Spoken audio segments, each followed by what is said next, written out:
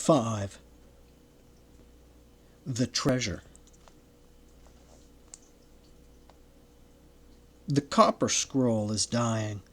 Its 23 curved, corroded sections, the narrow, lengthwise strips into which the brittle scroll was cut when unrolling seemed impossible, are slowly crumbling to dust.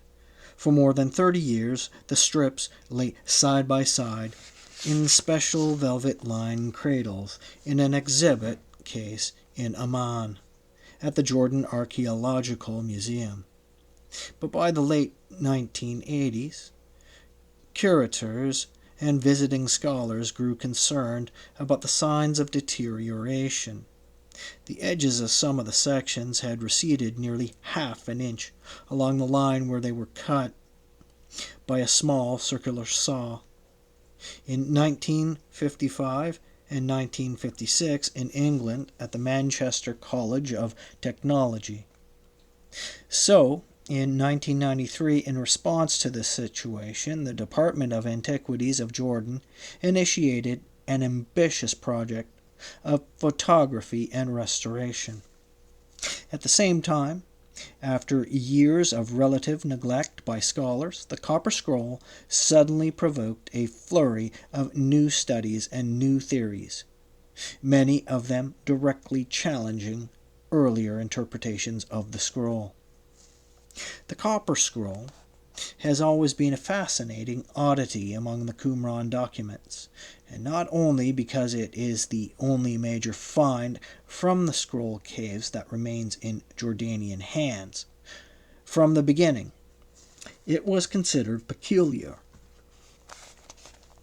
Its material, its script, and its contents are so different from those of the other Dead Sea Scrolls that scholars have been hard-pressed to explain how it came to be deposited at Cave 3 at Qumran.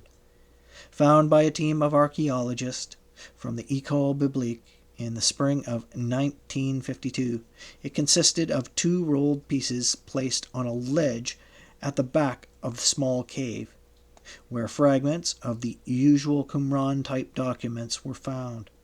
The rolled, riveted copper sheets were eventually identified as parts of a single text called 3Q15 in the technical designation, containing a list of 64 cryptic descriptions of hiding places around Jerusalem and throughout Judea, where an almost unimaginable treasure of gold and silver bullion, precious unguents, sacred vestments, sacred vessels, and sacred scrolls have been deposited in antiquity.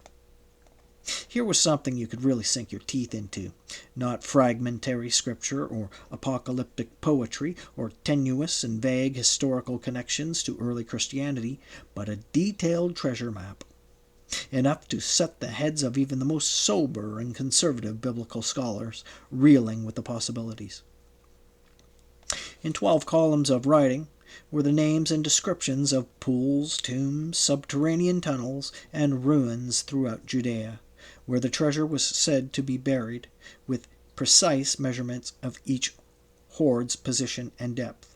The quantities of precious goods were so massive, with the lowest estimates being almost 60 tons of gold and silver, and the highest around 200, that questions arose in the minds of the scholars as to where the Qumran sect could have collected so much bullion, or whether, in light of the frequent mention of ritual vessels and consecrated offerings, the Qumran community, with its many priestly associations, had anything to do with the Temple of Jerusalem. The Copper Scroll had nothing whatever to do with the rise of Christianity, no messianism, no baptism, no communal ideal. It had everything to do with the Temple of Jerusalem and its worship and the complex of ritual offerings. In that sense, it struck the early scholars as culturally primitive, an impression that was not helped by the copyist's many spelling errors and the clumsy way he formed the letters as he punched them into the copper with a hammer and a chisel-edged tool. But he was not a mere lunatic, a lonely dreamer, as many scholars would later say. The author was well acquainted with the villages and towns of Judea, with the tombs and complex system of water courses that ran through them, and had long been the province of Jerusalem priests. More than that, the author used the technical terminology of tithes, consecrated vessels, and offerings that were part of the complex balance of national obligations and economic independence that the temple stood for. Whatever might have been the glories of the first Jerusalem temple under David and Solomon, the subsequent kings of Judea, its symbolic function was completely changed when the armies of the Neo-Babylonian king Nebuchadnezzar sacked the city, tore down the temple, and sent most of its priests into exile in 586 BCE. Yet, unlike the central shrines of so many other peoples, the Temple of Jerusalem would not merely be given over to the cult of its conquerors as a sign that the victorious god of the Babylonians was clearly the strongest one. For among the communities of expatriate Judeans, exiled by force to the waters of Babylon, a new conception arose, that Jerusalem and the temple had been destroyed not by the earthly might of the Babylonians, but by God himself as punishment for the sins of the Israelites. If they were to return to the perfect observance of the law, however, their national well-being would be assured. So after a few decades, when the Babylonian Empire crumbled, and a small delegation of Judean priests and civic leaders was allowed to return to Jerusalem by the newly victorious Persian Empire, the proper observance of the cult of the rebuilt Jerusalem temple became a mechanism for national survival. Not unexpectedly, its regulations became stricter, more exclusive, and more complex than ever before. As an odd little temple state, ruled by high priests in the out-of-the-way hilltop town of Jerusalem, Judea was a poor candidate for modernization in the days of Pericles, Sophocles, and Pythagoras. Although the inhabitants of the port cities of the eastern Mediterranean, proud descendants of Philistines and Phoenicians, whose national histories intertwined with those of the Greeks, began to look westward for commerce and culture, the people of Judea clung stubbornly to their hillside olive groves and vineyards, to their patchwork grain fields and pastures in the valleys below. The Temple of Jerusalem, with its regulation of agricultural production in sabbatical year cycles, and with its meticulous collection of tithes, offerings, and sacrifices of first fruits and unblemished farm animals, served to maintain a balance of simple piety and modest agricultural prosperity. The Judeans, the Jews, must have seemed quaintly rustic and a bit old-fashioned when the Macedonian armies of Alexander the Great and his successors stormed through the land. For they brought not only idols, painted vases, and iambic pentameter to Judea, they brought a shockingly new way of life. Vast royal estates were created in which single commodities like olive oil, wine, or balsam were produced in huge quantities as sources of profit, to be shipped to foreign cities and to be sold again. It was a mentality of ever greater concentration of effort and ever wider links to other parts of the world. No one in Judea could stop progress, but the Temple of Jerusalem, with its symbols of the old order and antique ways of doing things, became a replacement symbol for all that had been lost with the coming of the Hellenistic age. By the 2nd century BCE, no one would ever have thought the Judeans could turn the clock back, but that is exactly what happened around the time of the Maccabean revolt. We tend to get misled by modern Hanukkah songs and Hanukkah menorahs that the war against Antiochus Epiphanes, king of the Seleucid Empire, was just a matter of freedom of worship and the maximum miles per gallon that could be obtained from consecrated temple oil. But the revolt was really about returning to a way of life to one's choosing, a return to the age of independent smallholders whose membership in the independent people of Israel was reinforced, not merely symbolized, by the cult of the Temple of Jerusalem. And so the revolt that began in the village of Modain under the leadership of the priest Mattathias of the house of Hasmon, and which achieved astounding victories, at first in ambushes and then on the battlefield against the professional Hellenistic armies, led to political independence and the redirection of the temple. And that last act was not merely one of certifying that the idols had all been removed and the swine's grease had been completely scoured from the altar. It marked the establishment of a strange, religiously fundamentalist priestly kingdom, not a bucolic return to a biblical Eden, but a temple state of Judean ayatollahs and zealous revolutionary guards. There were naturally bitter disagreements over the proper rituals for worship in this born-again temple. There were some within the priesthood who were outraged when, after the death of the saintly holy warrior, Judah of Maccabee, who never apparently aspired to overt political power, his brothers Jonathan and Simon named themselves high priests in the temple, dispossessing the traditional holders of that office, who claimed to be scions of the Zadokite line. The resentment of even the slightest impiety by at least some factions in the Judean population could flare up at almost any time.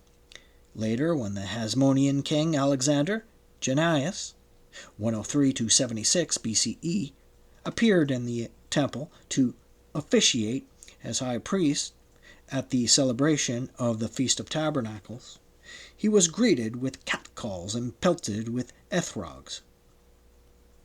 After the fall of the Hasmoneans and the appointment of Herod's yes-men as high priests in the temple, popular feelings for the need for a purification of the temple grew. By the Roman period, the regard for ritual strictness in the Temple of Jerusalem served as a kind of national psychic transference, in which demands for reforms in the way sacrifices were offered the priest appointed was about the only type of independent political activity left to the people of Judea and Jerusalem.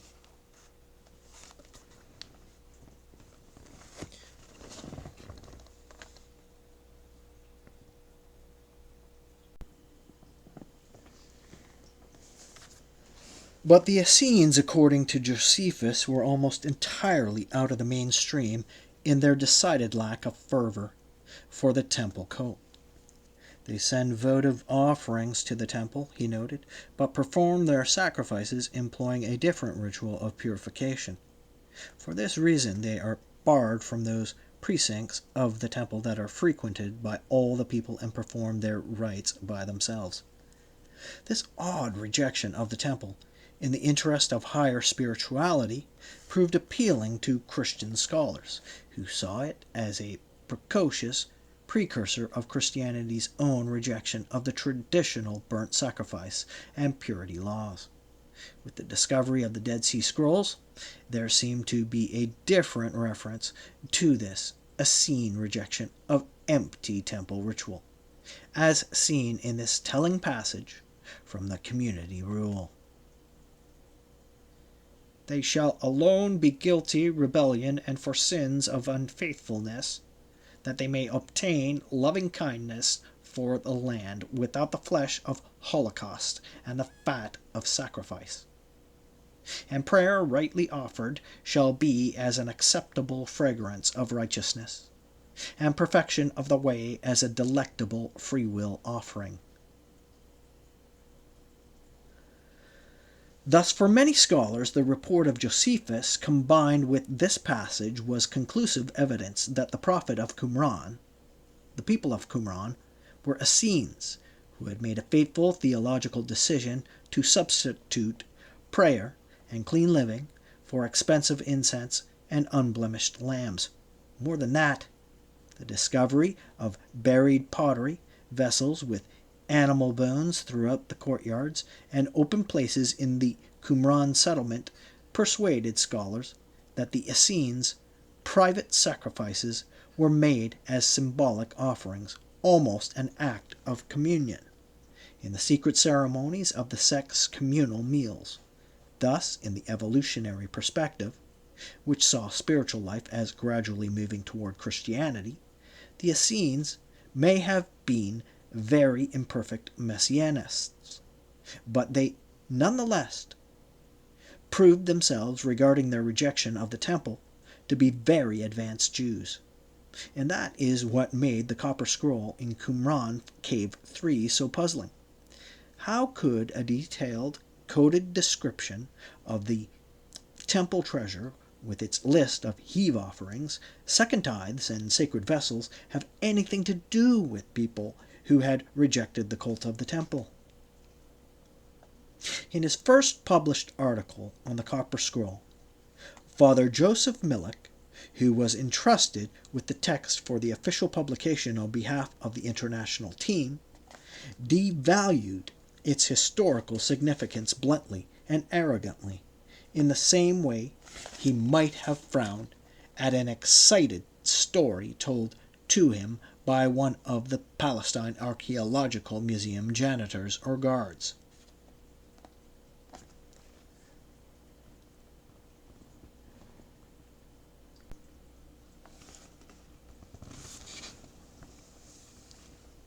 It almost goes without saying, wrote Millick in an article in the Biblical Archaeologist in 1956, that the document is not an historical record of actual treasures buried in antiquity.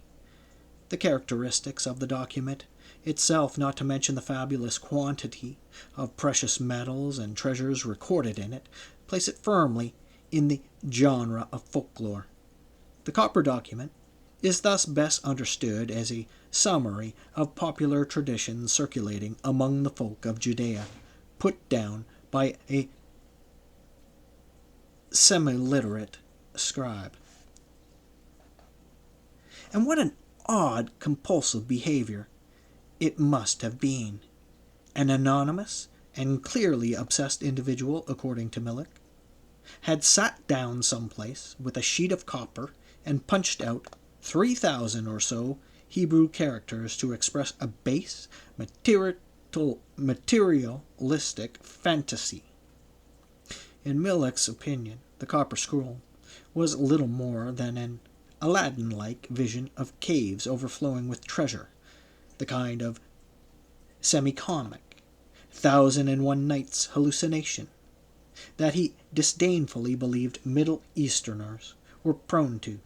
His early comparison of the Copper Scroll to the completely modern work, Ahmed Bey Kamil's Book of Buried Pearls in Hidden Treasures, published in Egypt in 1907, received much about how readily and unconsciously Millick applied the same Orientalist stereotypes to the peoples of both the ancient and modern Middle East. In recent years, some scholars have begun to take the Copper Scroll far more seriously than mere folklore, because of its exacting technical temple terminology, and no less important because of the political atmosphere in the Middle East at the time. At the time of the first public announcement of the scroll's contents in June 1956, the first wave of modern pan-Arab nationalism was sweeping through the Middle East. Gamal Abdel Nasser's potent message of non-alignment and anti-imperialism made the position of Western advisors and officials in Jordan, as in much of the Arab Middle East, increasingly uncomfortable. On March 1, 1956, General John Bagot Glubb and his fellow British officers, at the head of the Arab Legion, were dismissed and exiled from the country, and an ambitious young Jordanian officer, Ali Abu Nuwar, was installed in his place. The forced resignation of General Lancaster Harding as director of the Department of Antiquities was made public in midsummer. He left Jordan in the fall. So, through 1956, as Radio Cairo stirred up a feeling of pan-Arab solidarity throughout the region, and as international tensions rose over Egypt's nationalization of the Suez Canal zone, the position of Westerners in the Middle East became a highly sensitive one. It is little wonder that the members of the international team in Jerusalem, all of them foreign nationals, were reluctant to speak too enthusiastically or too loudly about ancient treasure supposedly buried in Jordanian territory. In fact, through the summer and early fall, Harding, DeVoe, and Millet all ridiculed the idea that the Copper Scroll had anything to do with real treasure. It was just an Oriental oops, maybe just a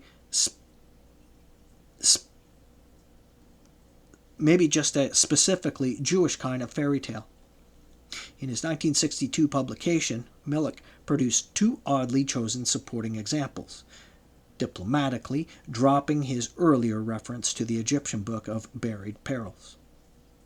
His examples were now a modern marble plaque found some years before by Father Jean Starkey in a Beirut synagogue, and a medieval rabbinic midrash about the legendary treasures of Solomon's temple called Masaket Kelim. Thus Millet's crank theory, with its unspoken anti-Semitic implications, passed into the conventional wisdom, into the scholarly literature, into the textbooks, and into the brains of college students like me. Yet the crank theory lingered long after the Suez Crisis was over, not necessarily because it was in any way confirmed by subsequent study, but because it was safe. It had to do with the larger historical picture and the tendency, I stress it, is a tendency, not a preconceived strategy, to separate rather than link the Qumran material from other elements in Judean history. Having demonstrated to their own satisfaction that the members of the Qumran sect were Essenes and that Essenes were implacably hostile to temple worship, they simply ignored the Copper Scroll. Noting the peculiarities of its language, a style of Hebrew that was closer to that of rabbinic literature than most of the Qumran manuscripts, Millet came to the conclusion that the Copper Scroll was nothing more than a harmless, foolish collection of folk tales deposited in the cave around 100 CE. According to the script and the language, by some sort of a lunatic or disturbed person who happened to be wandering around the long-abandoned ruins of Qumran.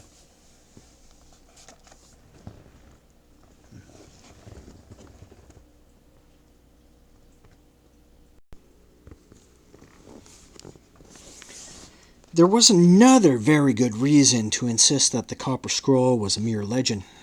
John Marco Allegro, now regarded by the inner circle as an angel of darkness, was insisting that the scroll was not the work of a crank. Allegro had been deeply involved in the Copper Scroll story from the beginning, though it had never been among the documents assigned to him. Because of the fragile state of the scroll, no attempt had been made to open it until 1955, when Allegro conferred, on his own initiative, with metallurgists at his home institution, the University of Manchester.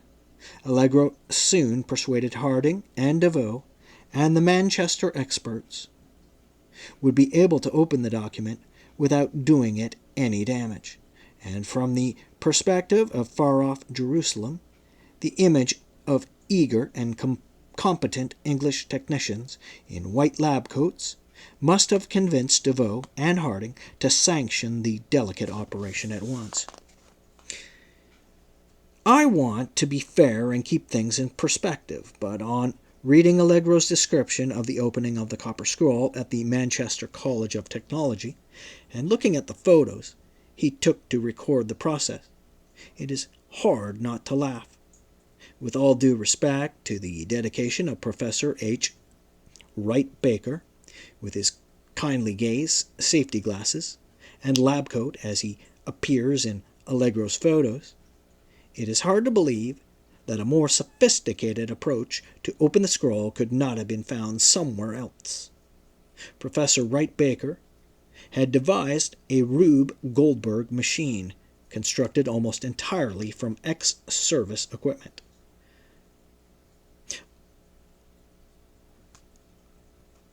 Construction almost entirely from ex-service equipment obtained at the end of the war, Allegro noted with some admiration, consisting of a tiny wheeled trolley on which the scroll, covered with airplane glue, and then baked to seal its surface, would be mounted, which would roll back and forth beneath a stationary circular saw.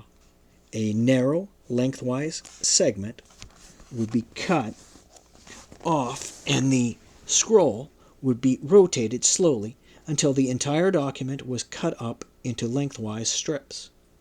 Through the fall and winter of 1956-1957, as Allegro stood by the side of Dr. Wright Baker with his whizzing saw and loaded trolley, the scroll was gradually cut up into 23 slices, and Allegro became the first scholar in the world to transcribe and translate the text. In agreeing to supervise the work of unrolling, Allegro had promised to respect the publication's rights of J.T. Millick, who was the authorized editor of the scroll. Yet Allegro became so intrigued by the Copper Scroll's treasure list that he undertook his own transcription, translation, and even commentary. By that time, he had come to believe the treasure was indeed genuine, and he gradually developed the idea that it was an accurate record of the temple treasure and other sacred booty amassed and hidden by radical Jewish rebels during the Great Revolt against Rome. Why exactly the Zealots would have deposited their copper treasure map at Qumran was uncertain, but Allegro insisted that it seems only reasonable to give its author the benefit of any doubt on his sanity, and not to dismiss the whole exciting text as the work of a fanatic, as some have done.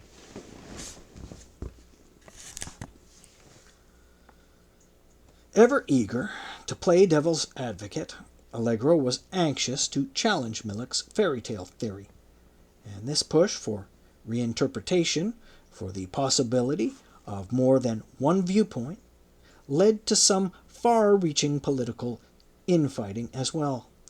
Allegro loudly urged that the full text be published at once, so that the scholarly public could make up its mind whether the Copper Scroll was the work of a crank or of an otherwise well-informed, intelligent priestly official who had never written a document on copper before. After his public dispute over the question of crucifixion and other suggestive messianic references, Allegro was more eager than ever for battle against the power of DeVoe and the international team. In the following year, 1957, after convincing the newly appointed Jordanian Director of Antiquities, Dr. Abdul Karim al-Garyabeh, that the treasure mentioned in the Copper Scroll was not only real but could be uncovered, Allegro gained the director's express permission to publish his own unauthorized translation of the scroll text, even before Millick's official publication had appeared. As far as the international team was concerned, this was an act of scholarly thievery.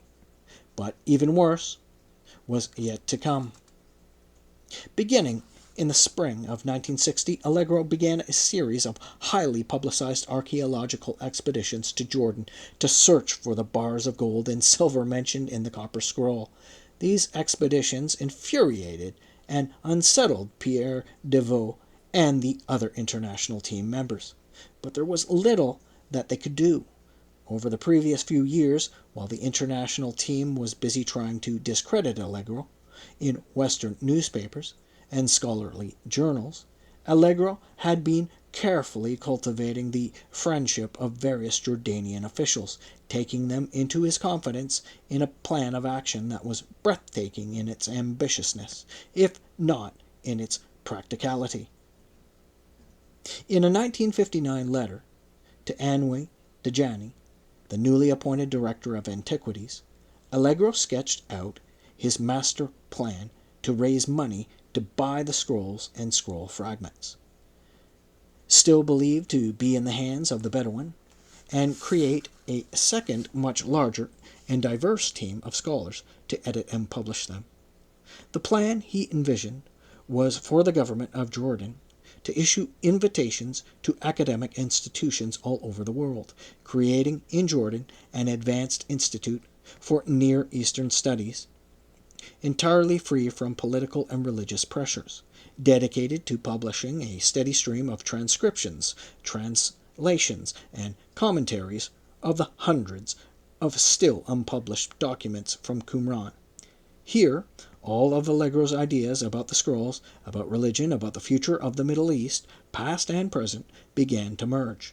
He was convinced that the Dead Sea Scrolls contained conclusive proof of the utter unoriginality of Christian doctrine, which had stolen virtually all its messianic ideas, beliefs, and rituals from the Qumran community.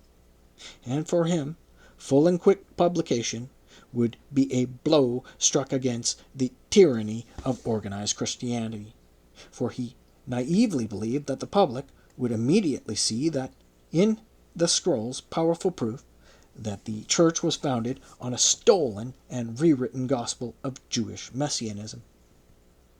The only way to free the scrolls, he believed, was to rip them out of the grasp of the international team. To that end, he found some important allies among the officials of the Jordanian government and its Department of Antiquities. Thus, even though his treasure hunts in the Judean desert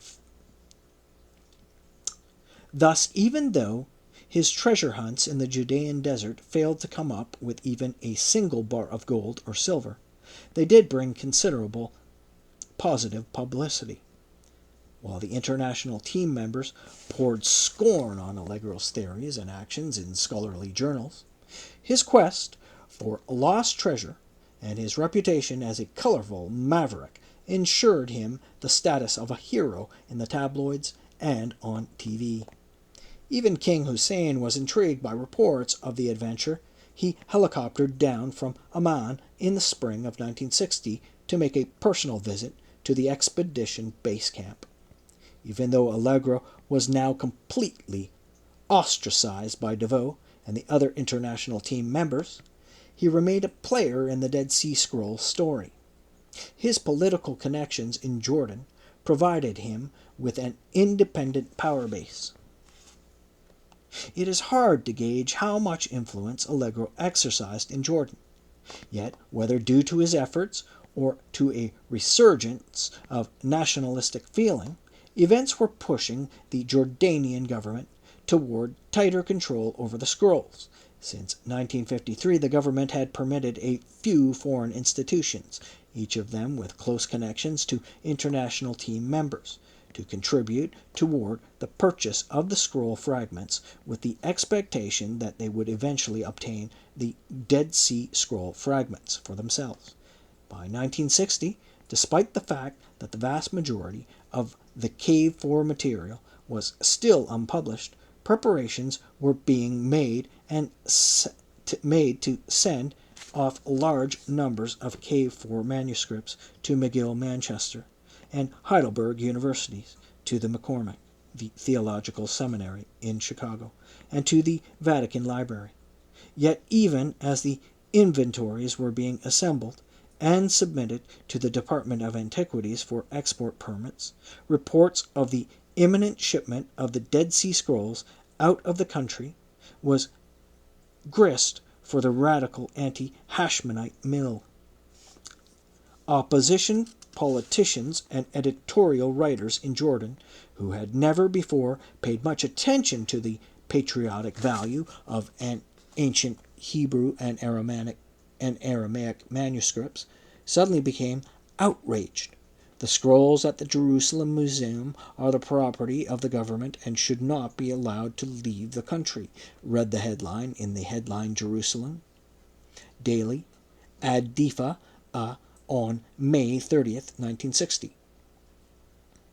Minister of Foreign Affairs Sayed Musa Nazar quickly signaled a sudden change in policy when he announced that the Jordan government considered these scrolls as valuable treasure which should not be parted with or exposed to danger by sending it abroad for any reason whatsoever. And by mid-July, the new policy position on the scrolls was made official. The Council of Ministers passed a resolution declaring that all scrolls found in the Dead Sea region were the unalienable property of the Hashemite kingdom, and that any foreign institutions that had contributed funds for their purchase from the Bedouin would be reimbursed from the royal treasury. In 1961, John Allegro was appointed to the honorary position of Scroll Advisor to His Majesty's government, and he seemed determined to do whatever he could to hasten the disbanding of the international team. An opportunity to strike a blow in that direction arose in 1966, when the Council of Ministers voted to nationalize the Palestine Archaeological Museum and dissolve its International Board of Trustees. From the tone of its letters in this period, it is clear that Allegro greeted the news of the impending nationalization with unembarrassed glee.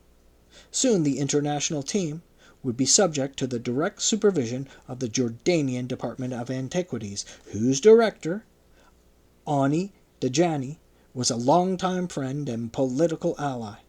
In a letter in September 1966 to Dajani, Allegro promised to prepare a paper on the whole subject of the future care of the Jordan scrolls, and the steps which need taking forthwith to oblige the scholars concerned to publish their documents.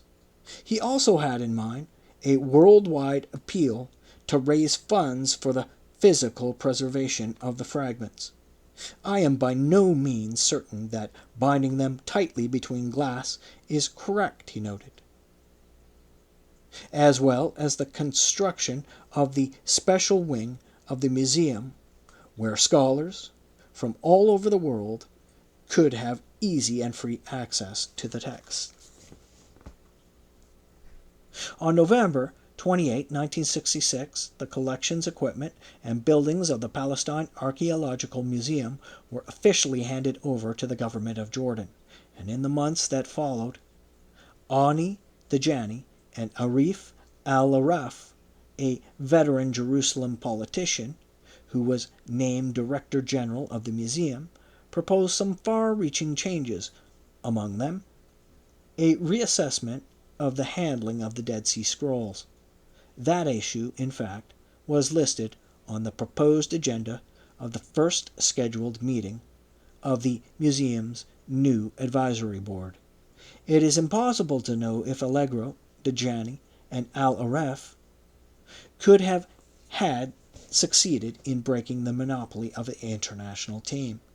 Certainly DeVoe Cross and the other international team members had their own powerful connections, and a fight for control of the unpublished manuscripts in 1967 would probably have been just as bloody as the fight that erupted in 1991.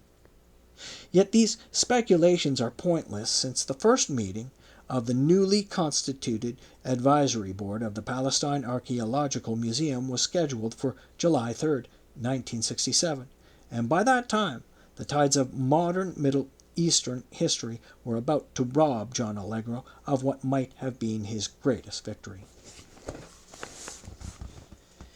On June 5, 1967, after nearly a month of military and rhetorical threats from Egypt and Syria, Israel launched a massive preemptive strike against Egypt. On the following day, sporadic fighting broke out on the border between Israel and Jordan. In the pre-dawn hours of June 7, the battle for Jerusalem began. 60 miles away, in Amman, the copper scroll remained safely in its velvet and wooden display case, but the majority of the precious collection, the hundreds of plates and larger manuscripts from Qumran Cave 4 and 11, remained in the scrollery at the Palestine Archaeological Museum in Jerusalem. Since 1956, at the time of the Suez Crisis, preparations had been made to ensure their safe removal from Jerusalem in the event of a military emergency. At that time, Harding had ordered that special wooden cases be constructed, as the museum trustees were informed at the time, into which sheets of glass with the actual fragments of the scrolls would be shipped in the event of emergency and sent out of Jerusalem. But now, due to a missed or misunderstood instruction, the truck driver dispatched from Amman to pick up the scroll crates at the Palestine Archaeological Museum never arrived.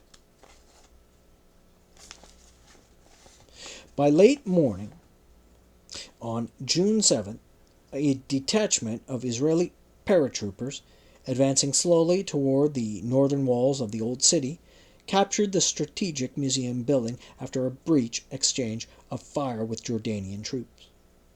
At about the same time, Israeli armored columns swept eastward toward the Jordan Valley to drive the Jordanian forces from Jericho and the northwestern coast of the Dead Sea.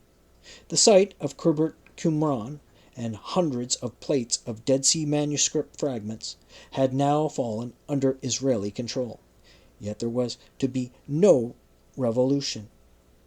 In yet another bitter irony of the long Dead Sea Scrolls story, the power of the international team to maintain its implicit control over the scrolls and their interpretation was to be miraculously preserved, not challenged, by the sudden Israeli victory.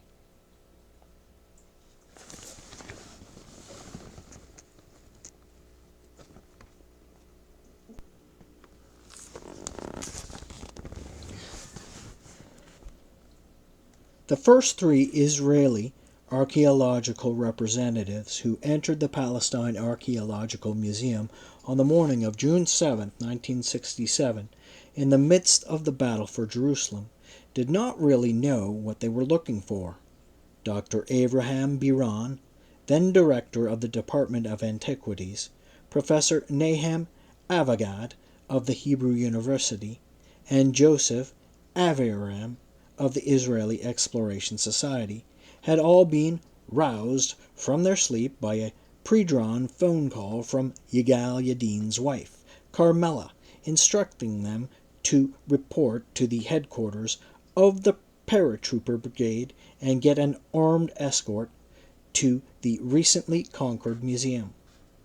With a pitched battle still underway between the Israeli troops occupying the museum and the Jordanian forces defending the nearby battlements of the ancient city walls of Jerusalem, Biran, Avagad, and Aviram searched quickly through the galleries, corridors, and offices that they had all once known well, before the 1948 partition of Jerusalem, but had not seen for 19 years.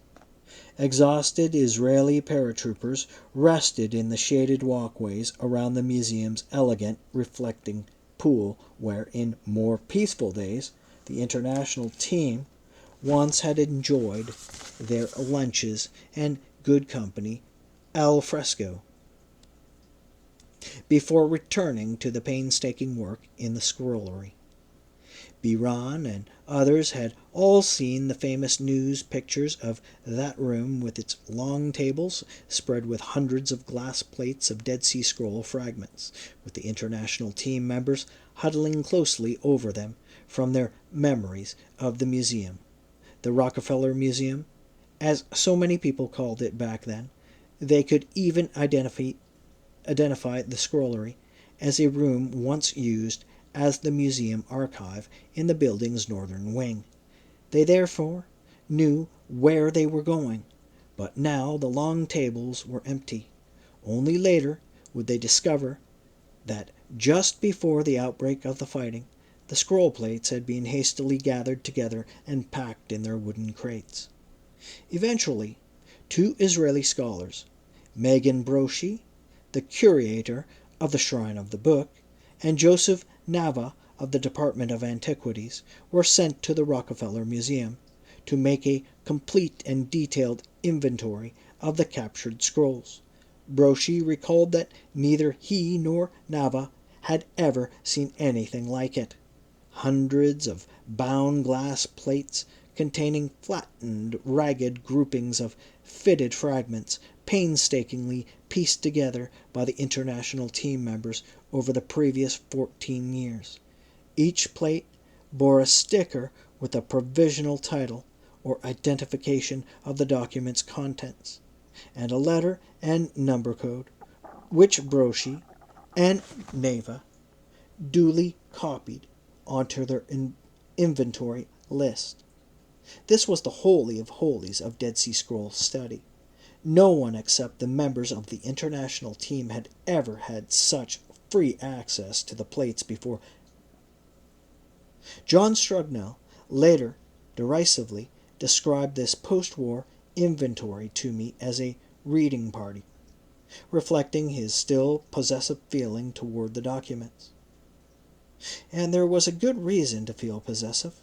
Broshi recalled his mystification at the letter codes M, C, SN, SY, and SL that appeared at the start of each plate's serial number. Only later did he learn that they were the identifying marks of the exclusive intellectual property of Millick, Cross, Skehan, Starkey, and Strugnell. In the immediate aftermath of the 1967 war, the members of the international team, who had been scheduled to come to Jerusalem quickly, canceled their airplane reservations to await word from DeVoe. DeVoe himself remained within the École Biblique compound, biding his time and waiting for the dust to settle. And before long, informal discussions got underway between DeVoe and Avraham Biran, director of the Israeli Department of Antiquities, and Professor Yigal Yadin, representing Hebrew University and the Shrine of the Book. The irony is that had the Palestine Archaeological Museum, the Rockefeller, still being run by an international board of trustees, the fate of the scrolls might be much different today. For though the summer and fall of 1967, the Israeli government was careful not to infringe the rights of foreign and international organizations operating in Jerusalem. Had the Jordanian government not nationalized the museum the previous November, the K4 scrolls, all purchased on behalf of the museum, would have been as secure from direct Israeli control as the Latin Patriarch's vestments or the confidential account books of the American schools of Oriental research. Yet the International Board of Trustees had been disbanded, and because the legal experts of the Israeli Foreign and Educational Ministries were unanimous in their opinion that the Rockefeller and all the antiquities it contained were Jordanian national property, captured enemy property, it was determined that they should now come under the jurisdiction of the Israeli Department of Antiquities. The matter of the Dead Sea Scrolls publication project was more complex than the question of physical administration, and it was here that the Shrine of the Book became more directly involved. As usual, in the Middle East, even the most semantic of distinctions can serve as political assertions. The name of the Rockefeller or Palestine Archaeological Museum was an obvious one. In that regard, The long-time title of the official scroll publication series was to be a serious stumbling block. In a spirit of scholarly courtesy, and in light of previous contractual arrangements with Oxford, both Yadin and Biran were prepared to allow Père de Vaux, as editor-in-chief, to continue to make editorial assignments, and they agreed not to question any of the assignments already made. But since the publication series had always been called Discoveries in the Judean Desert of Jordan, it was clear to the Israelis that some changes, at least on the title page, had to be made. Biran later recalled to me the ingenious negotiations over the future title of the Dead Sea Scroll volumes, by which he, Yadin, and DeVoe each got something for themselves. The official sponsoring organizations for the Scrolls project were the École Biblique, the Palestine Archaeological Museum, and the Jordanian Department of Antiquities. DeVoe was adamant in refusing to substitute Israeli Department of Antiquities and Museums on the title page for the Department of Antiquities of the Hashemite Kingdom of Jordan. Who knew how long Israelis would control East Jerusalem? Who knew what the cost of collaborating with the Israelis would be? Yet he agreed to the participation of the non-governmental Shrine of the Book. The agreement between Yadin, DeVoe, and Biran was never put in writing, and the responsibilities of the three groups they represented were never formally defined. So the Israeli Department of Antiquities, the Shrine of the Book, and the international team became gentlemanly partners. We always honored the assignments of the scholars, Biran recalled. The critique against us is not fair in that we did not do to honor the Biran recalled. The critique against us is not fair in what we did do to honor the allocations, distribution, and assignments by the committee. Where we were probably at fault was in not insisting on dates. With all his charm and natural charisma, Père de Vaux emerged as the clear winner, as far as his relationship with both Israelis and Jordanians was concerned.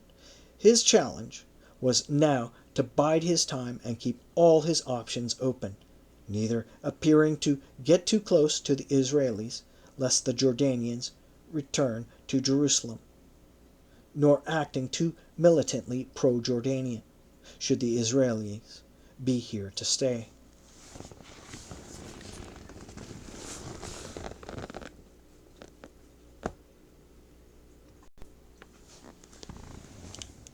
The best course, he decided, was to put the whole enterprise into something like suspended animation, keeping a low profile, but at the same time maintaining a visible presence at the museum. This strategy might not have been entirely ethical, and it certainly did not aid the cause of scholarship, much less the publication of the remaining plates of Qumran material. But the political situation in Jerusalem was complex and delicate. Père de Vaux, in his white habit and with his disarming Gallic charm, was more than a match for his new Israeli colleagues. And despite the fact that the assembling of the scroll fragments had been largely completed by 1960, and that the time had come for publication, de Vaux insisted that the old scrollery be set up in the museum again. You have to smile at the thought of John Strugnell slumped in his seat of an airliner circling Ben Gurion Airport in the summer of 1968.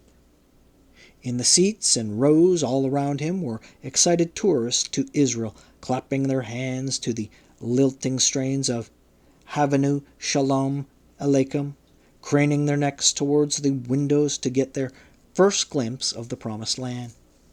When I landed there, he told me, I first saw the strange habit of the Israelis clapping their hands when the plane landed, as if it were a major problem of some sort.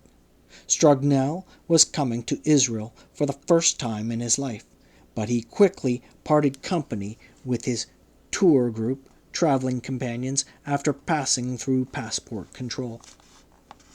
I meant to come out 2 years before on a sabbatical, he noted, mentioning that in the meantime his own academic career had advanced with his move from Duke to Harvard Divinity School.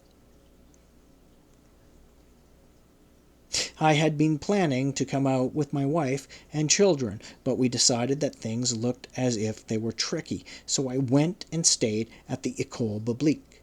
They sent Benoit down to the airport to guide me through the customs and show me the new half of the country that I had never seen. Benoit was a first-rate Palestinian topographer, and that ride back to Jerusalem took about 5 hours, and we stopped at every little tell and point of significance.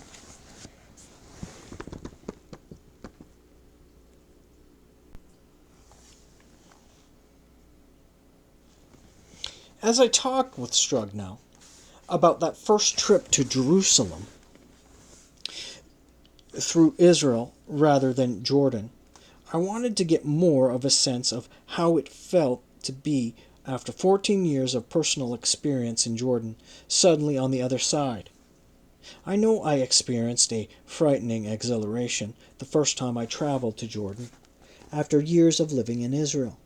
There is an accumulated deposit of fear from years of newspaper articles, TV broadcasts, and casual conversation that paints the other side as a dangerous, inaccessible realm which does not dissipate easily, even after you've had a good meal and checked into your hotel.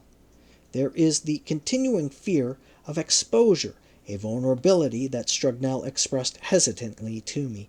I think, how shall I put it? If you've lived 14 years in one country and became fairly attached to it, you stay attached even when the political circumstance has changed. Strugnell was the only one of the international team with either the interest or the courage to see how the Six-Day War would affect the continuing study of the scrolls, while others, team members, were remaining far away and sending detailed advice and suggestions to DeVoe on how he might best defend their interest in light of the new political situation. Strugnell had written to DeVoe with a simple request. All I needed to know from him was if he judged it worthwhile to come out for a year now, Strugnell recalled, and if I would have reasonable access. His answer to that was that I can't give you an answer right now, but I judge if you come out and are there on the doorstep, no one would refuse you. In fact, it would be Strugnell's job to sit on the doorstep after settling in at the École Biblique. DeVoe gave him instructions. Go see Biran and see the people he wants you to negotiate with, and get as much of the free access to the manuscripts as you can. Things had begun to change dramatically over as the Rockefeller Museum a year before, in July 1967. The headquarters of the Israeli Department of Antiquities and Museums had been formally moved there, and office space, any kind of space, was at a premium. That is why Strugnell's request to reopen the scrollery was such a problem for both Biran and Brochi at the Shrine of the Book. The coolness of their initial meeting still made Strugnell sputter when I spoke to him 25 years after the fact. They had no idea about how to work with 600 plates of manuscripts, which you want to have all out for simultaneous viewing. They thought a small little office and a locked cabinet would be enough. In fact, the ease of identifying additional fragments was not the main scholarly challenge. The plates had been complete enough in 1960 to be prepared for shipment to Rome. Chicago, Montreal, and Heidelberg. And at that time, Pierre Deveau had been hopeful that the time had come for the various scholars to publish what they had. But now, suddenly, Strugnell acted as if the assembling phase was still very much in progress. And whatever the logic or the advantage to the larger project, Strugnell's demand for the restoration and the status quo ante of obtaining precisely the same conditions and courtesies enjoyed under Judanian rule was the standard request of all the foreign institutions and organizations in East Jerusalem that had come under Israeli jurisdiction as a result of the war. Amir Drori, the director of the reorganized Israeli Antiquities Authority since 1988, who would eventually have to deal with the tangled legal legacy of this period of transition, described to me how hard it is to understand exactly what agreements were reached at this period.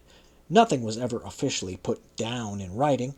It was more of a gentleman's agreement between Yadin, Biran, and Deveau that Israel would protect the rights of those involved in the project as it was before. This agreement, Drury speculated, was connected with the general policy that Israel followed in 1967. All kinds of foreign organizations, religious institutions in Jerusalem among them, were uncertain about what would happen under Israeli administration, what Israel would do to them. So the policy of the government of Levi, Eshkol, and Yigal Alon, who was Minister of Education, was to calm them down. They said, "Don't be afraid, just continue with what you are doing."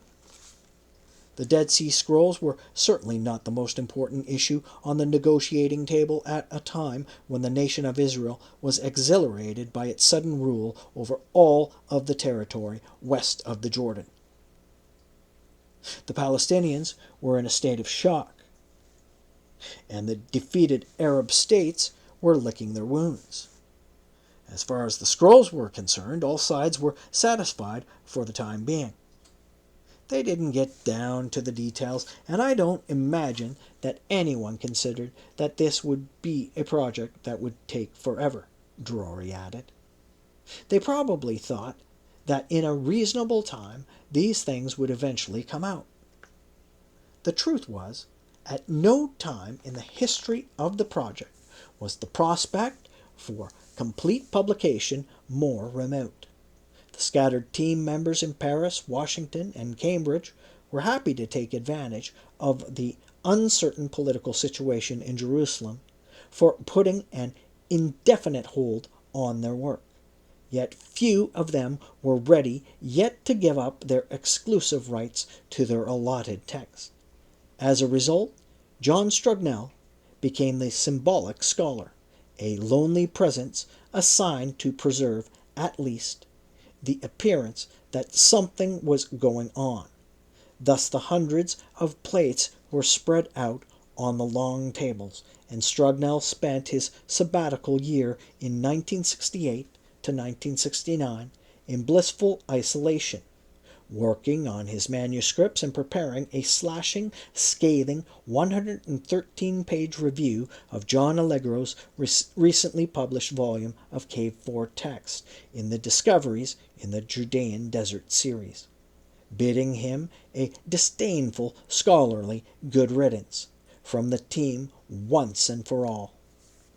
Deveau came in and was often in the basement, Strugnell recalled of this period, nothing that by this time the editor-in-chief of the Scrolls Project had turned his attention to completing two major works on the early biblical period, his Institutions of Ancient Israel and the Early History of Israel, that had nothing directly to do with Qumran. But the slowdown in the work on Cave 4 was hardly noticed.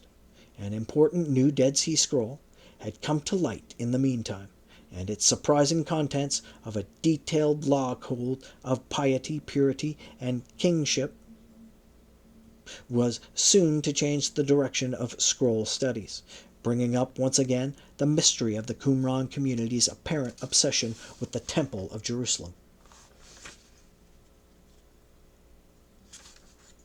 In 1967, two Dead Sea Scroll worlds were suddenly thrust together.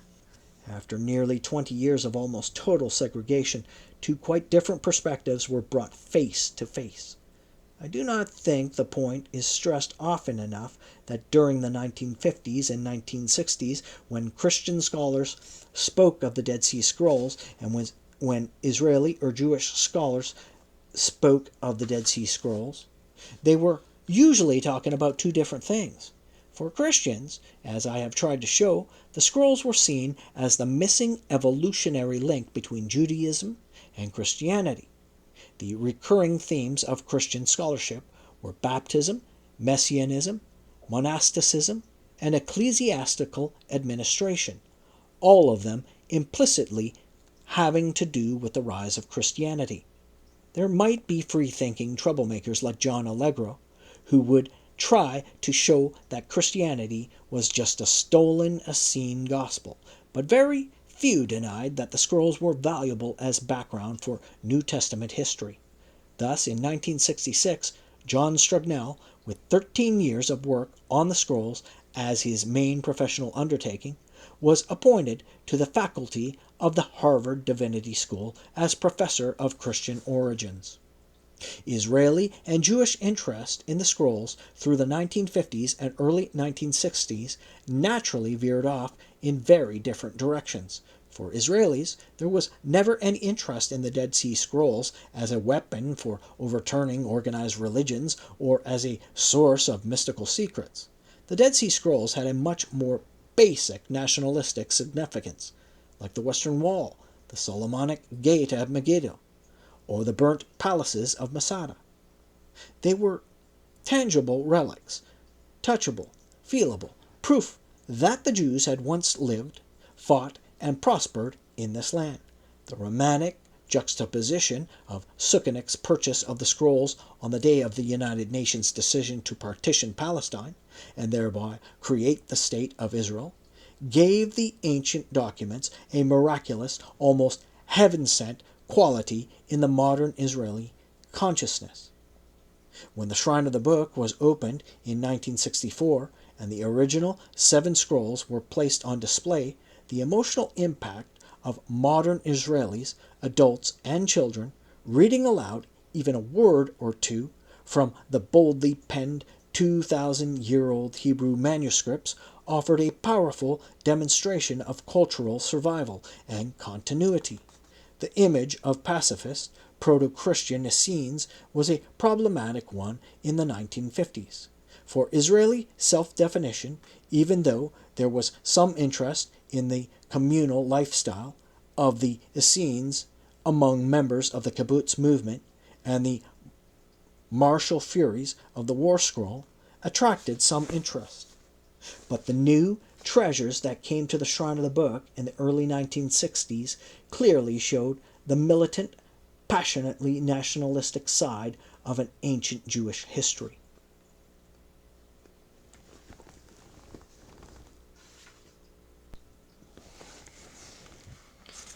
In 1960 and 1961, Israeli archaeological teams combed the ravines of the southwestern Dead Sea shore close to the border with Jordan in response to reports that Bedouin scroll hunters had been looting caves within Israeli territory.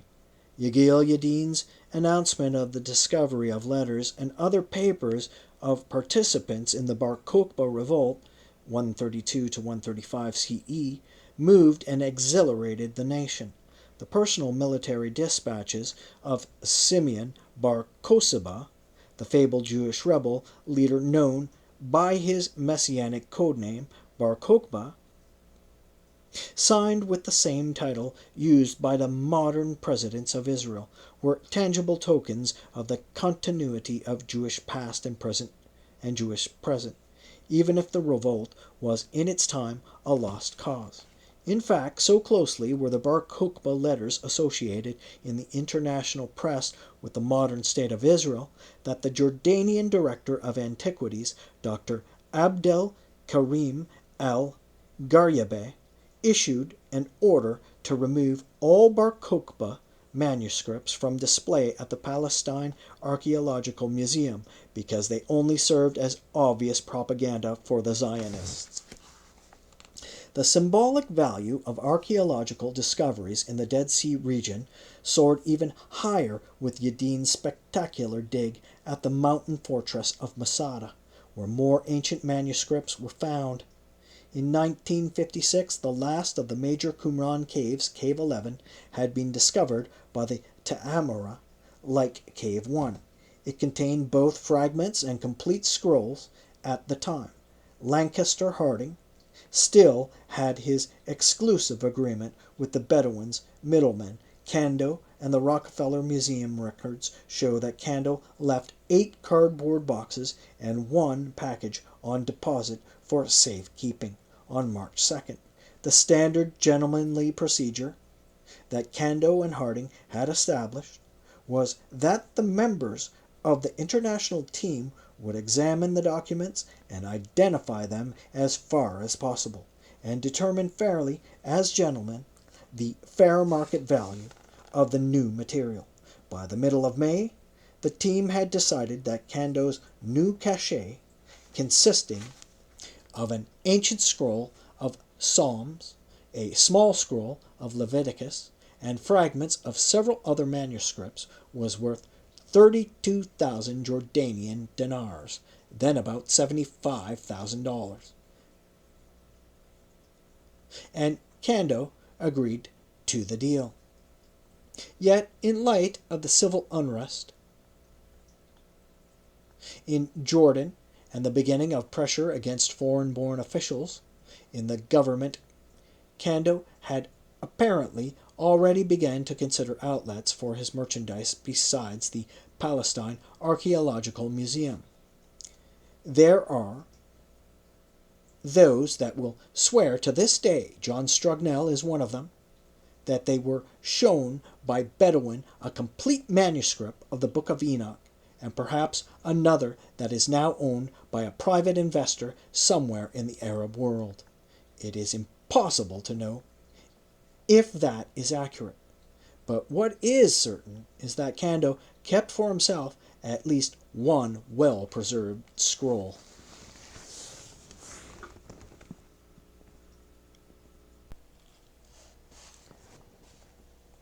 Across the border in Israel, Professor Yagil Yadin had continued to publish articles on the Qumran literature, but except for occasional correspondence with Père Devaux, conducted through mutual acquaintances in Europe, he had no personal contact with the world of scroll study and scroll acquisition in Jordanian Jerusalem.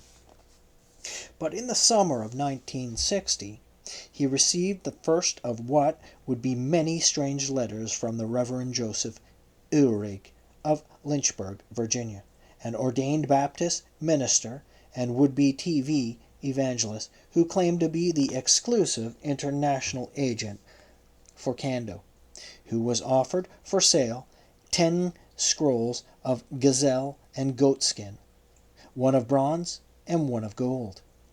Yadin was understandably wary of both the minister and his story, but he became a sudden believer when several months later Uhrig sent him a large, authentic scroll fragment through the mail.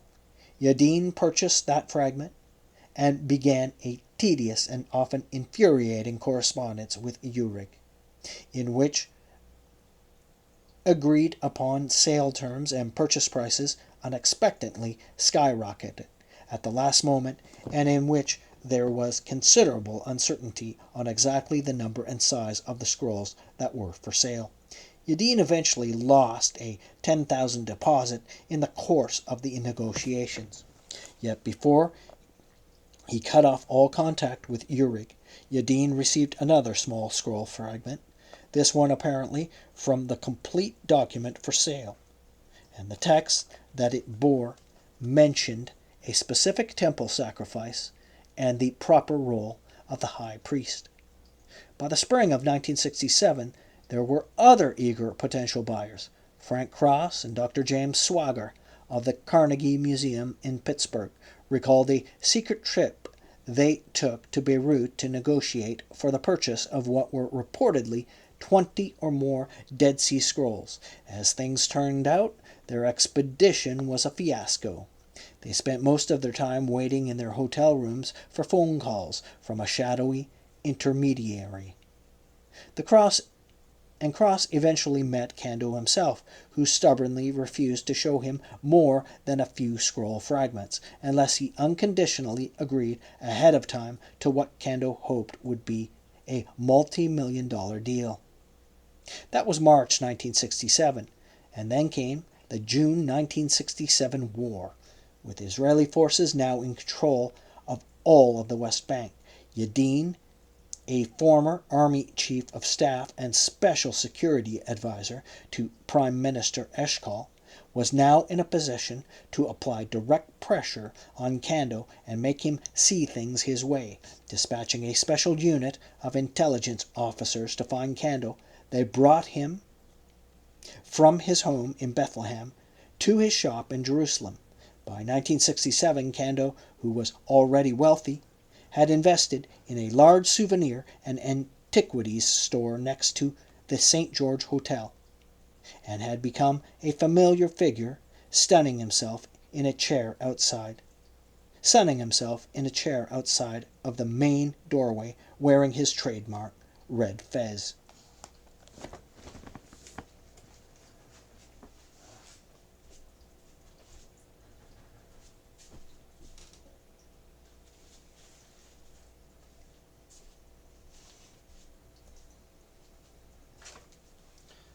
As evasive and garrulous as ever, Kando denied that he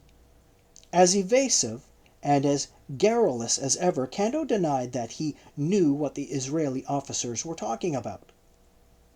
It was only after 2 days of confinement and interrogation in the Tel Aviv safe house that Kando finally broke. He took the officers back to his home in Bethlehem and led them into one of the bedrooms. There alone, and resigned to surrender, he pushed a heavy bureau slightly to the side, paced off a certain number of floor tiles from the room's corner, and used a toilet plunger to remove one of them. Below was a specially constructed concrete compartment, and inside that, wrapped in a towel and enclosed in a plastic bag, was a spectacularly beautiful 26-foot-long manuscript, soon to become famous as the Temple Scroll. The legal ramifications of this confiscation and the opening and preservation do not really need to detain us. Kando was eventually reimbursed about $135,000 for the document, and the scroll was opened under the supervision of Joseph Shinhav, the chief conservation officer at the Israel Museum. The important thing to keep in mind here is that Yadin operated by his own standard of conduct. For him, fortune belonged to the daring, and he was thoughtlessly, if not arrogantly, the most daring scholar around. Yadin was in many respects a larger-than-life character. Every major archaeological project he attempted grabbed headlines, and so it was to be with the Temple Scroll. After keeping its contents and even its existence secret from all but a few of his closest associates, he presented it to the world for the first time at a festive public meeting of the Israel Exploration Society. And the scroll he presented was not in the least messianic, outwardly or in any sense proto-Christian. It was a code of detailed, almost halakhic regulations for the observance of cultic festivals and architecture and layout of the ideal temple, the proper conduct of its sacrifices, the rules of conduct for a righteous king of Israel, and exceptionally strict laws of purity to preserve the sanctity of the temple and the holy city of Jerusalem.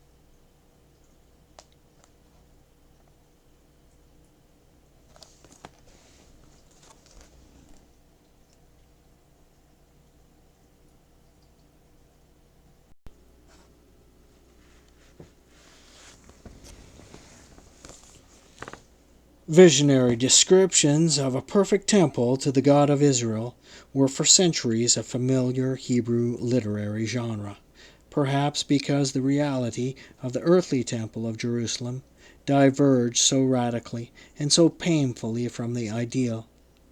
In the mid-6th century BCE, at a time when Solomon's temple lay in ruins, the prophet Ezekiel was transported in one of his visions from Babylon to the land of Israel, where God set me down on a very high mountain, on which was a structure, like a city opposite me. Before his eyes, in this trance, rose a massive square platform, on which stood the sanctuary of God. In tedious detail, more in the manner of master builder than of wild-eyed prophet, Ezekiel described the courts, the gates, doorposts, vestibules, inner chambers, and holy of holies of this temple, to provide the people of Israel with a glimpse at the place of God's presence on earth, so that the people of Israel may be ashamed at their iniquities. There was obvious symbolism in this ideal vision. The hidden meaning of the numbers, orientations, and dimensions of the walls, gates, and windows in Ezekiel's vision would become the obsession of mystics and numerologists for centuries, intent on unlocking God's secret code of sanctity. Just as the ritual calendar was meant to represent the divine division of time, this ideal temple, with its symmetries and mirror images, was meant both to represent and embody the divinely decreed articulation of sacred space. Yet there was also a subtle polemic in this kind of utopian writing. The temple, re-erected by the Judean exiles, returning from Babylon, seems to have been blessed with a large and zealous priesthood, but it seems so to have been a fairly rough-hewn affair. Poised on the summit of Mount Moriah, it was constructed of roughly quarried limestone blocks. Around its sanctuary and altar were storerooms, priestly chambers, and outer courtyards, in which pilgrims and penitents gathered on important festival days. Human nature being what it was and what it is, squabbles must have continually arisen among competing priestly factions over precedence and cultic participation, and their opposing positions might have been expressed most clearly in the composition of utopian visions of the Holy City that combine traditional, otherworldly symmetries with a few specific down-to-earth suggestions about how things ought to be. Among the Qumran text are some fragmentary compositions that are apparently part of this priestly literature. They describe the perfect, grid-like city plan of an ideal Jerusalem, whose temple and uniform blocks of houses are surrounded by an enormous rectangular turreted wall. We have no way of knowing how far back these traditions go, or what crises or complaint inspired their composition. For even after the Maccabean rebellion, with its renewed religious fervor, the earthly temple was still just so much limestone, cement, and cedar wood fitted together by the calloused hands of workmen, just a poor version of the sanctuary that would be built in Messianic times. Purist complaints about the conduct of the temple worship seem to have centered on the qualifications of the high priest for his office.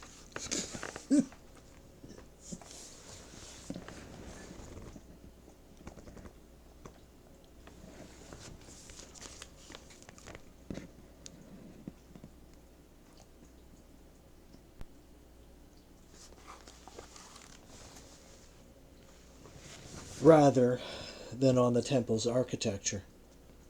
Thus, the Hasmonean high priest king Alexander Jannaeus, whose family was seen by some as having usurped the rightful legacy of the Zadokite line, was once booed, hissed, and pelted with ephrogs by the pilgrims during the officiation of the ceremonies of the Festival of Tabernacles.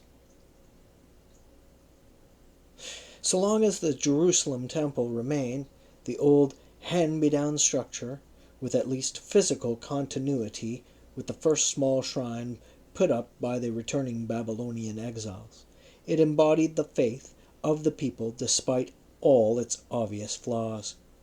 You might say it had the same relationship to the ideal temple that the boisterous, bustling commerce of Jerusalem's markets had to the serene order and sanctity that would prevail among the holy city's sedate inhabitants in the world to come, even if from time to time foreign rulers had attempted to violate the temple, like Antiochus Epiphanes, who set up idols, or the Roman general Pompey, who stole some of its treasure and entered the Holy of Holies to satisfy his curiosity.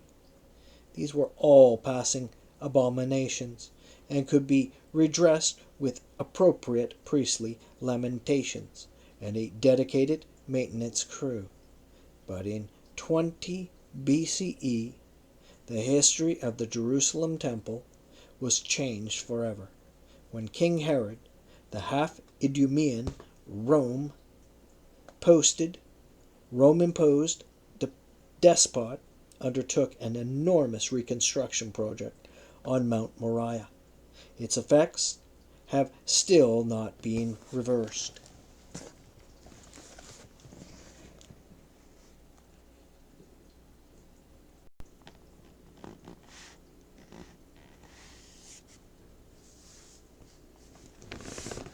Every modern visitor to Jerusalem marvels at the gigantic dimensions of the Herodian temple platform, the vast raised foundation on which the dome of the rock and the Al-Aqsa Mosque now stand. Even with modern cranes, winches, and earth-moving equipment, the idea of filling in a major valley, creating what amounted to constructing an artificial mountain, in which millions of tons of fill are kept in place by walls of gigantic ashlar stones, would cause an international sensation even today. Herod the Great wanted to make the Temple of Jerusalem his show place, a sign of his devotion to the Israelite religion, no matter what the purist would say about his family background, and a monument of his greatness to be bequeathed to posterity, while retaining the original core of the temple sanctuary and altar.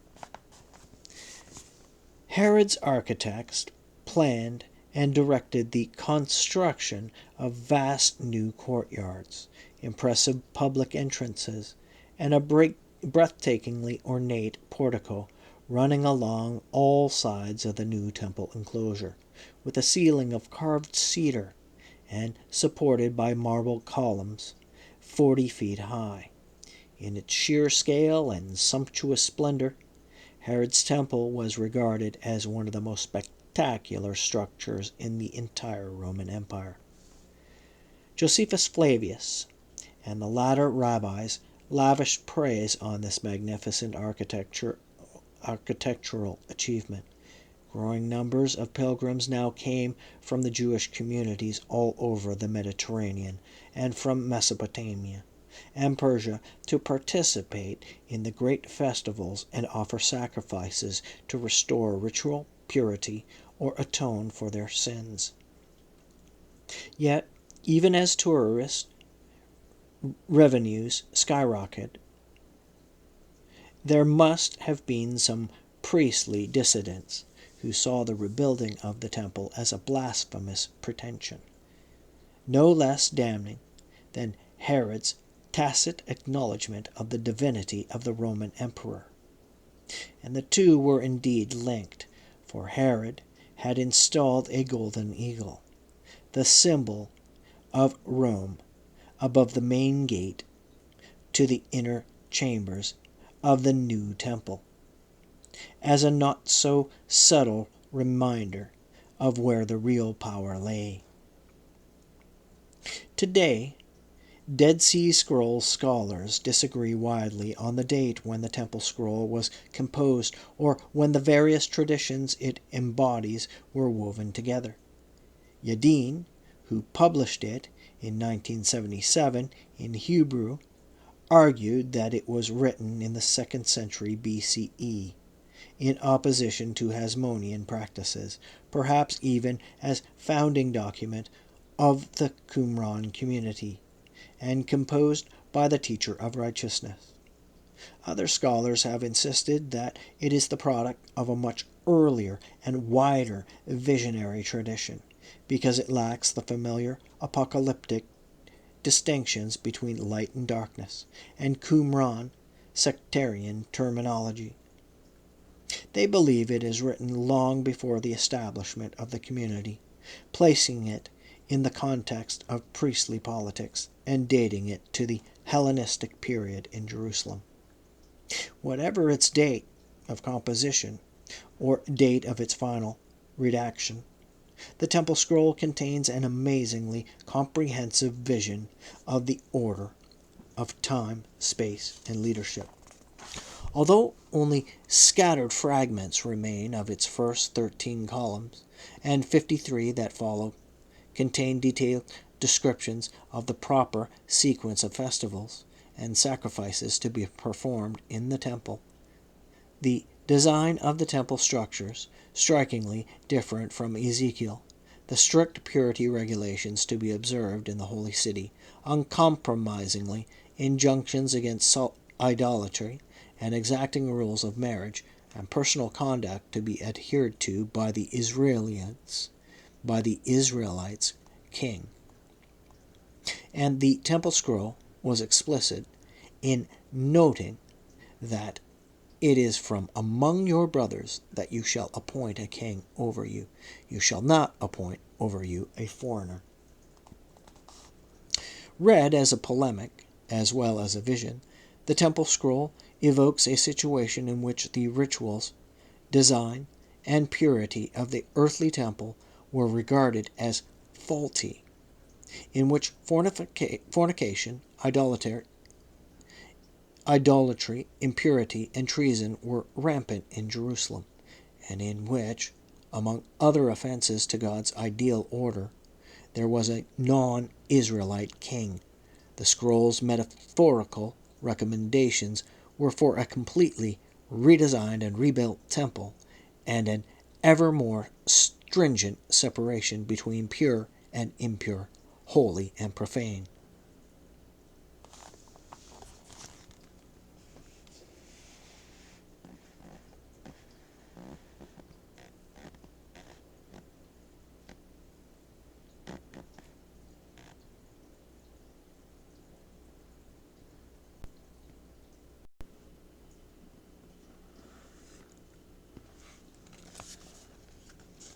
Now, it may well be that the Temple Scroll, or its sources, were compiled during the time of the Hasmoneans, yet the beautifully penned copy of the text that was preserved and recovered from under the ceramic tiles in Kando's bedroom has been confidently dated by most scholars to the late 1st century BCE.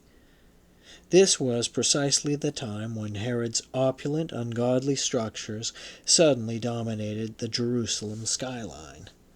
Hardly different in megalomaniac conception and cultural inspiration from the tyrant's spectacular pleasure palaces in Jerusalem, Masada, and Herodium.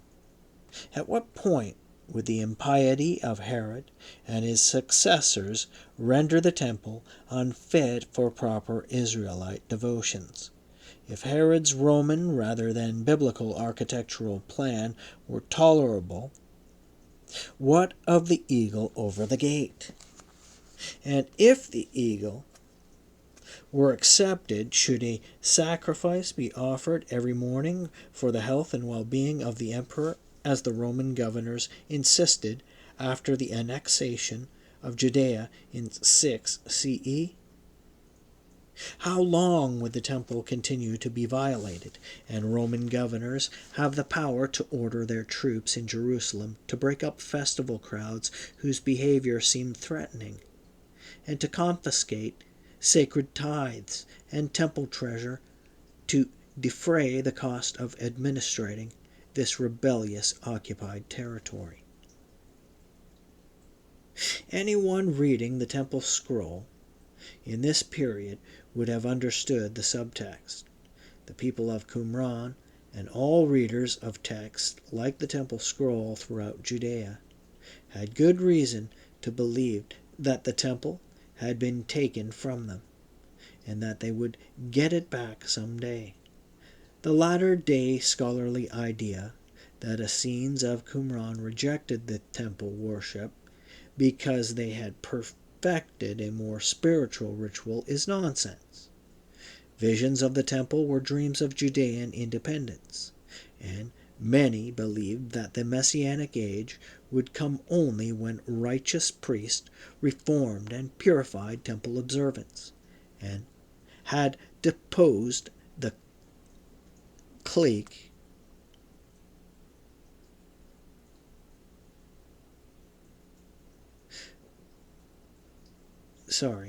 let's try that again. And many believed that the Messianic age would come only when righteous priests reformed and purified temple observance, and had deposed the cliché of soulless, empty suits who called themselves high priests.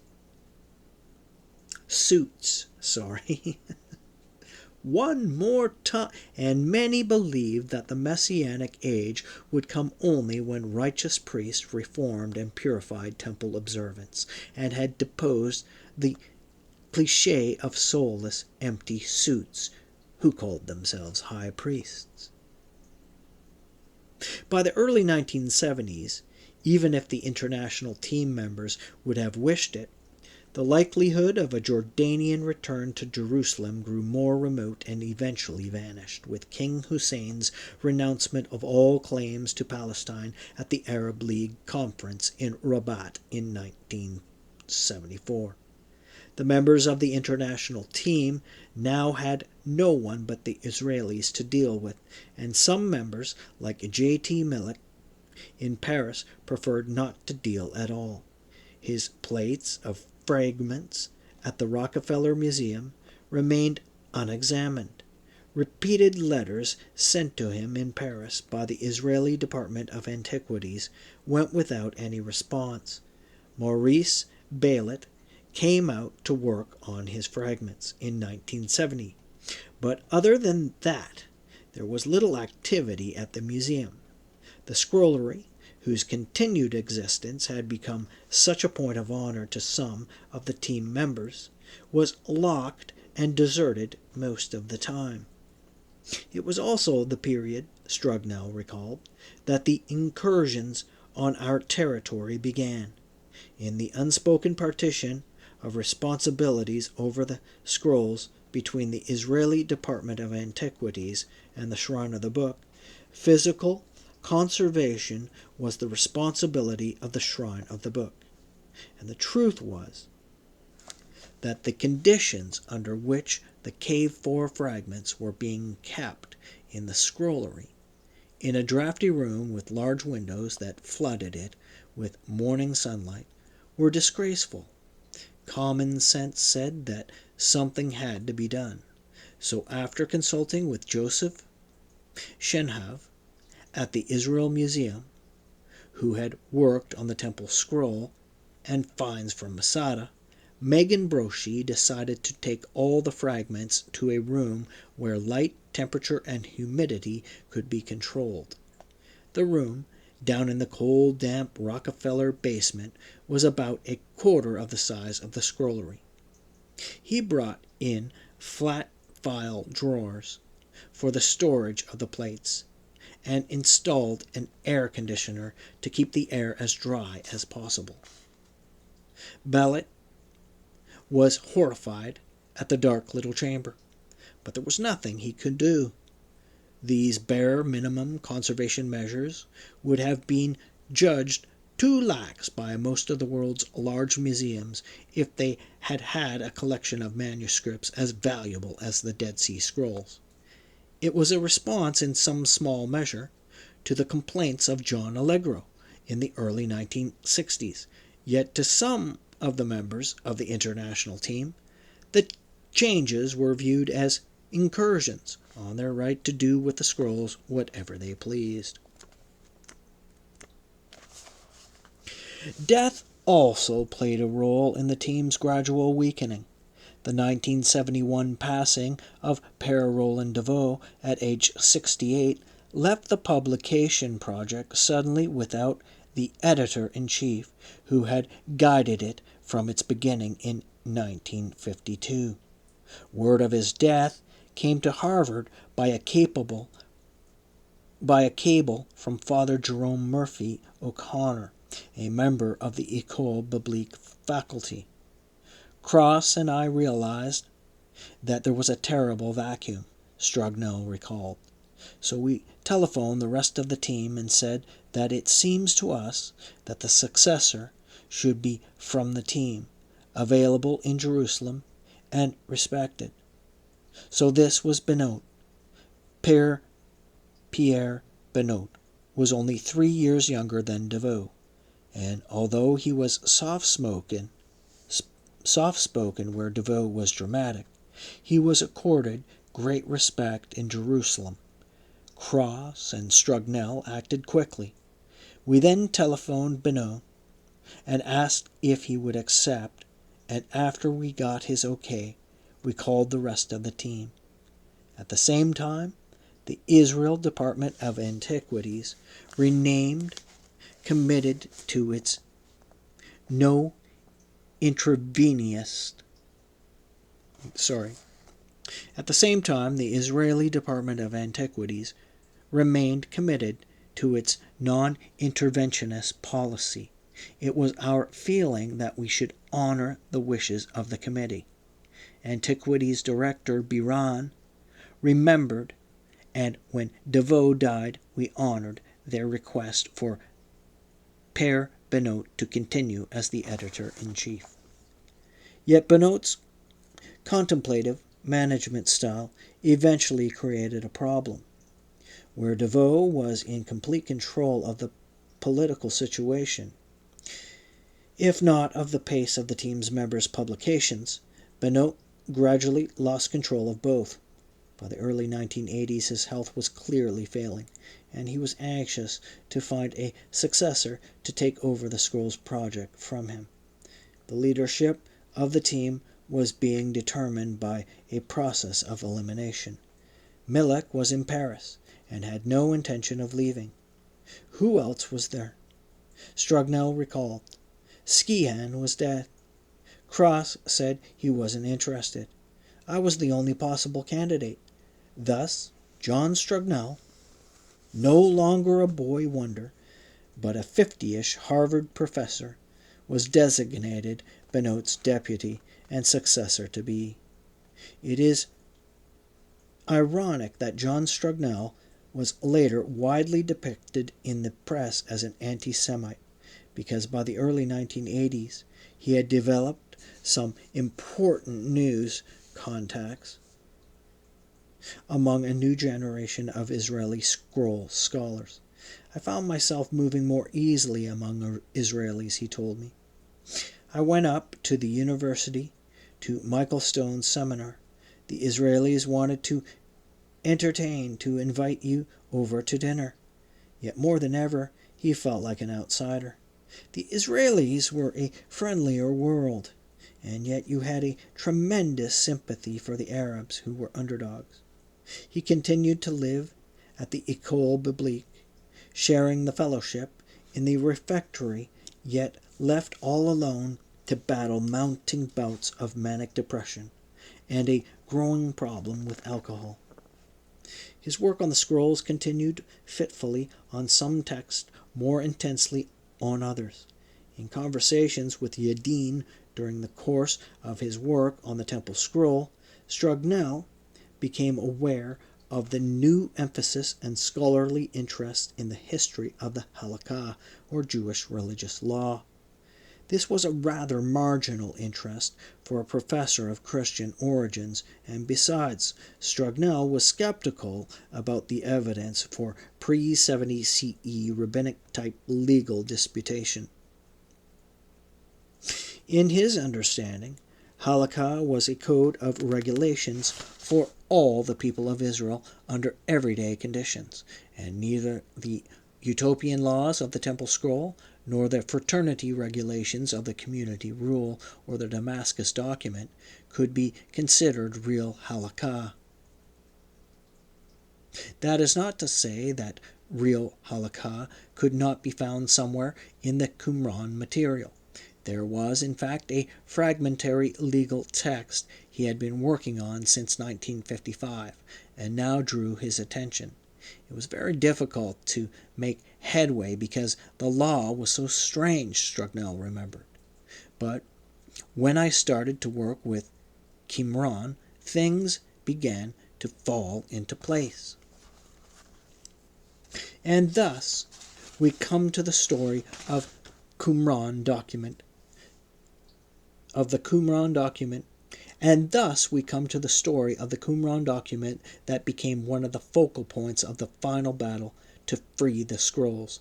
It certainly is not much to look at, preserved in 6 copies, all of which are highly fragmentary. The reconstructed text now amounts to something like 120 lines. Back in the early 1950s, Strugnell and Millick had worked closely together in identifying fragments and arranging them in several manuscripts, and then trying to make some sense of the text itself. This document, 4Q 394-399, contained a long list of regulations about sacrifices, purity, temple administration, and intermarriage, written in an idiosyncratic style of Hebrew, closer in a number of respects to the language of the Mishnah, and strangely enough, of the Copper Scroll, than the biblical Hebrew of the vast majority of the Qumran text. For that reason, Millick called the text 4Q MISHN IQUE. At first, the two scholars believed that the list was not of earthly legislation, but of angelic laws, as the Book of Jubilees. Strugnell had put it to the side, never considering it particularly important. And that was about all that was done on the text until a rainy afternoon in 1979, when a young Israeli scholar named Elisha Qumran came to the École Biblique to pay a courtesy call on Strugnell. Qumran, a Hebrew linguist, had completed a dissertation on the peculiarities of Qumran Hebrew, and was clearly intrigued when Strugnell showed him some photographs of the legal document, and he readily agreed to make a study of its distinctive vocabulary and grammar, in the hope that they might figure out the significance of its text. By no stretch of the imagination can I pretend to understand the nature of Strugnell's scholarly relationships. He has a wide circle of faithful former students and many Israeli friends and colleagues who still admire his scholarship, even after all that he has said and the way he has been described in the press. Yet it is undeniable that in 1981 the association between Strugnell and Qumran deepened, and by working together, the two were eventually able to use the 6 fragmentary copies of the document to reconstruct, if only roughly, the contents of the original text. On one of the copies, the document began with the detailed description of the festivals and holy days of distinctive 364-day solar calendar, identical to that used by the Temple Scroll and the Book of Jubilees. Following that was a public proclamation or an open letter setting forth a list of laws of purity and temple observance that the authors felt especially strong about. At the top of the list was the demand that no Gentile offerings or sacrifices be accepted in the temple. Farther down were recommendations for making priestly standards of behavior considerably stricter, for enforcing personal purity laws to the letter, and for safeguarding the sanctity of Jerusalem. The ancient authors concluded this text with the defiant statement that they had separated themselves from the rest of the people of Israel because these imperatives were not being observed, causing the temple to be profaned. Appealing directly to someone who was apparently the leader of the nation, they appealed to him to remember the earlier kings of Israel who prospered when they remained faithful to the law and were punished when they did not. Hoping that the leader might see the light and adopt their suggestions, they wrote that you will rejoice in the end when you find some of our words correct, and let it be considered right for you and lead you to do righteousness and good, and may it be for your benefit and for that of Israel. Qumran and Strugnell adapted a new title for the document from the beginning of the legal section. Mixat Ma'aseh HaTorah, some works of the Torah. It would soon become famous as MMT. After his 1981-82 sabbatical in Jerusalem, Strugnell went back to Harvard, and Qumran continued working on the document, refining his transcription and translation, and beginning to seek the advice and opinions of a small circle of colleagues. And even though the text complaints about tax temple worship were strikingly similar to those known from, it says strikingly, it says it's spelled Strinkingly, sorry. I think that's a spelling error. It should be strikingly. Yeah. And even though the text's complaints about lax temple worship were strikingly similar to those known from Herodian and post-Herodian times, the few scholars who were consulted went along with Qumran and Strugnell's assumption that the text was composed at the time of the supposed founding of the Qumran sect. In the 2nd century BCE, compounding this theory, there was a truly astounding leap of imagination.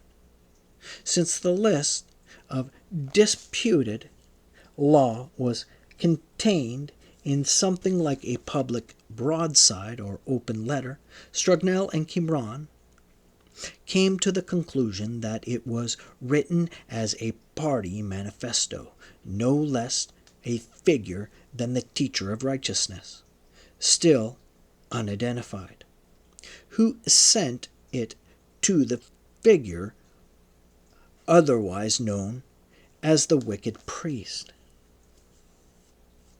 When Elisha Qumran stepped to the podium of the International Congress on Biblical Archaeology, held in Jerusalem in 1984, and presented this important new document with its long list of laws and his assertion that it was a personal letter of the teacher of righteousness, the scroll scholars in the audience who were unaware of MMT's existence were both elated and shocked.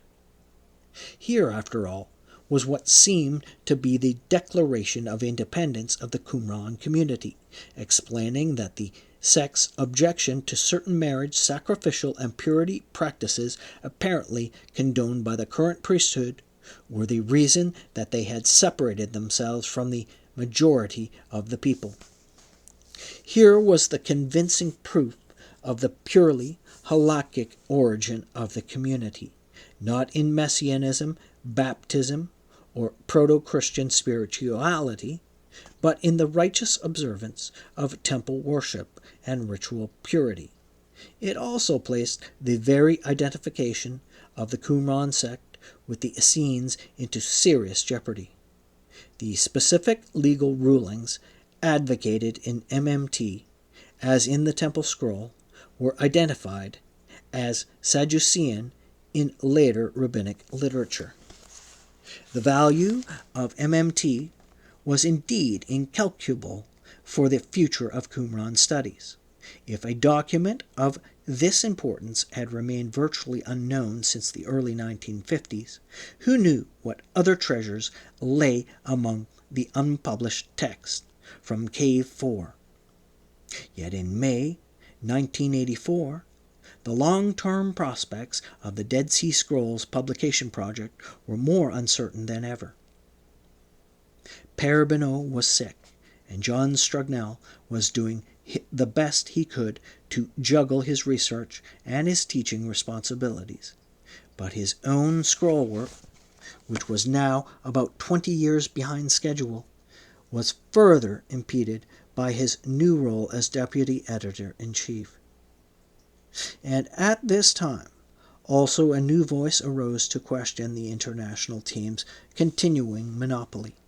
Writing in the Biblical Archaeology Review in the summer of 1984, editor Herschel Shanks reported on Qumran's presentation of MMT at the Jerusalem Congress, but expressed astonishment that Qumran had made public only a few passages from the obviously important historical document.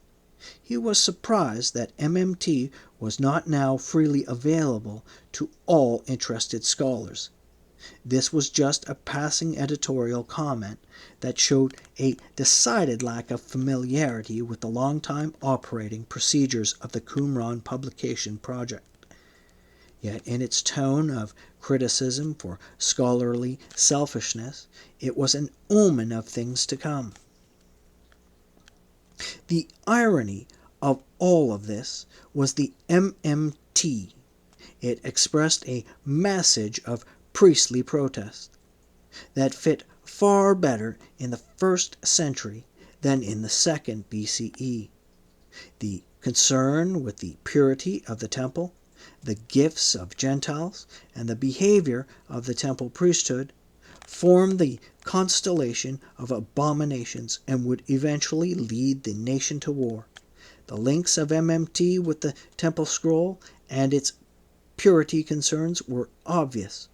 Obvious, too, were the similarities with the religious ideology of the Jewish revolutionary movement that grew more and more obsessed with the purity of the temple during the course of the 1st century CE. Last of all was MMT's link to the mysterious Copper Scroll, which had been for so long considered just a curiosity. The connections between the two documents went far beyond the linguistic peculiarities that MMT and the enigmatic copper treasure map shared.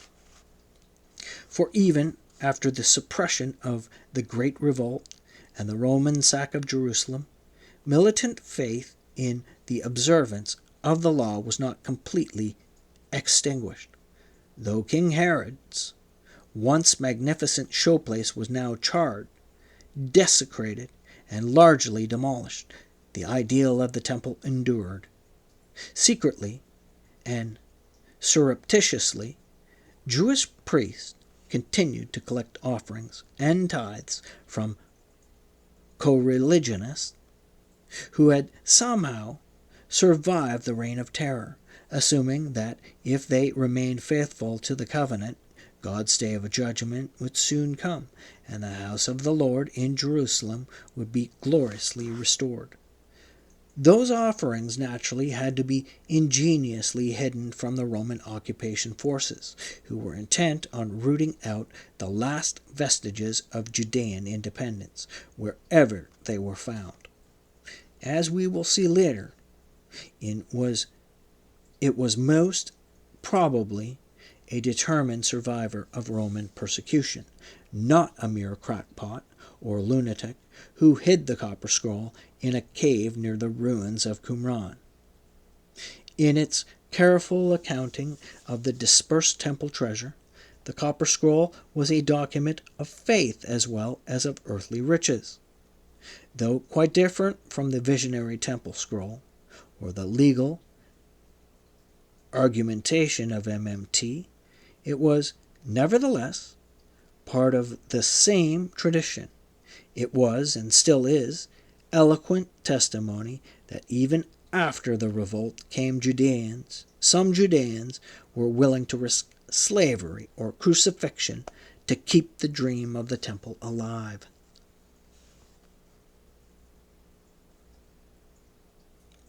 End of chapter 5.